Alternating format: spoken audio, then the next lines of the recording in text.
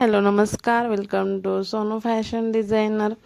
तर मैत्रिणींनो, आज आपण अस्तरचं ब्लाऊज कटिंग केल्यानंतर त्याचे पार्ट कसे वेगळे करायचे याचा व्हिडिओ आपण पूर्ण बघणार आहोत. त्यासाठी तुम्ही चॅनल नवीन असाल तर please channel like share subscribe नक्की करा.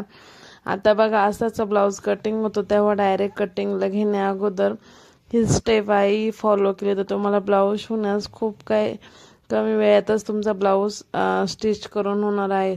बघा, जेव्हा आपण मेन फॅब्रिक ठेवतो त्यावर अस्तर ठेवतो आणि कट करतो ब्लाऊज. त्यानंतर आपल्याला ह्या पद्धतीने कटी ठेवायचे आहे, जेणेकरून आपले दोन्ही पण पार्ट एकसारखे होणार नाहीत. आता हे बघा, ही कटोरी आहे. आता ही कशी कोणत्या बाजूने ठेवली, दोन्ही उलटे ठेवले आहे. मेन फॅब्रिक आहे अस्तर कटोरीवर ठेवून घ्यायचं आहे दोन्ही पण. आता एकसारखे ठेवून दोन्ही बाजूला वेगवेगळे कटोरे ठेवले आहे आणि अशाच आपण स्टिच करायचे आहे, जेणेकरून सुईचा पार्ट वरती येणार आणि उलटा भाग खाली जाणार. अशा प्रकारे तुम्ही कटोरे टाकून घ्यायचे आहे. त्यानंतर आता हा बॅक पार्ट आहे, तर हा कसा करायचा आहे. आता बॅक पार्ट खाली सुईचा ठेवायचा आहे, त्यावर अस्तर ठेवायचं आहे, टीप मारून घ्यायची आहे आणि टीप मारल्यानंतर छोटे छोटे कट देऊन अस्तर हा खालच्या बाजूला जाईल, आपला बॅक पार्ट तयार होईल. अशा प्रकारे तुम्ही जर बॅक पार्ट तयार केला तर खूप कमी वेळात तुमचा बॅक पार्ट तयार होतो. तर मैत्रिणींनो, ह्या ज्या छोट्या छोट्या गोष्टी आहेत तर ह्या अगोदर आपल्याला जेव्हा आपण ब्लाऊज स्टिचिंग घेण्या अगोदर आपण व्यवस्थित करून घ्यायचं. तर इथं बघा, आता इथं आहे क्रॉस पट्ट्या, तर आपण काय करायचं, दोन्ही क्रॉस पट्ट्या एक इकडून टाकून घ्यायच्या आहे सुईच्या बाजूला.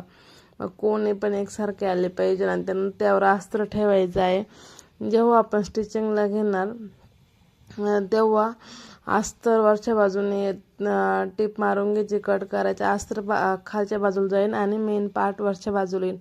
तुम्ही जर या छोट्या छोट्या जर ट्रिक्स आहे ते फॉलो केल्या तर तुमच्या कटोरे वगैरे उलटे अजिबात होणार नाही.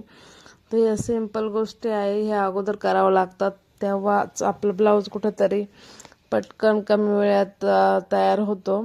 तर मला आवर्जून हा व्हिडिओ बनवावा वाटला, कारण ह्या गोष्टी आपण लक्षात घ्यायच्या आहे. बघा, आता इथं क्रॉस पट्टीचे पण कोणी आले पाहिजे एकसारखे, तर आपण आपल्या उलट्याने झाल्या पाहिजे याची पण आपण काळजी घ्यायची आहे. हे बघा, आता ह्या ठिकाणी अस्तर आता एकदा टीप मारून घेतल्यानंतर अस्तर खालच्या बाजूला जाईल आणि मेन पार्टवरती येईल. अशा प्रकारे तुम्ही स्टिच करा, जेणेकरून तुमचं ब्लाऊज खूप पटकन तयार होईल. त्यानंतर आता आपल्याला इथं बाही घ्यायची आहे, तर मेन तर बाहीच आहे. बाही कशी घ्यायची आहे मी तुम्हाला सांगते. इथे बघा, मेन फॅब्रिक आहे ते बाजूला करायचं आहे आधी. हे बघा, दोन्ही क्रॉसमध्ये ठेवून घेतलं आहे. बघा, फुगीर बाजू आणि खोलगट बाजू. ह्या बाजूला काय घेतलं, इकडं फुगीर खोलगट बाजू. ओके, त्यानंतर दुसरीचं काय खोलगट बाजू आली. म्हणजे तुम्ही क्रॉसमध्ये आधी बाई ठेवून घ्यायची आहे. बघा, ह्या पूर्ण क्रॉसमध्ये ठेवायचं आहे. त्यानंतर अस्तर पण आपण त्याच्यावर ठेवून घ्यायचं आहे. जर तुम्ही सारख्या केल्या तर तुमचे पार्ट चान्स असतं चुकण्याचं. त्यामुळं आपण इथं क्रॉसमध्ये बाही ठेवल्या आहे.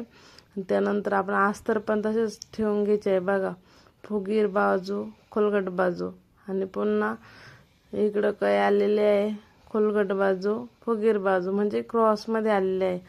तुम्ही असंच ठेवायचं आहे. त्यानंतर स्टिच करून घ्यायचं आहे.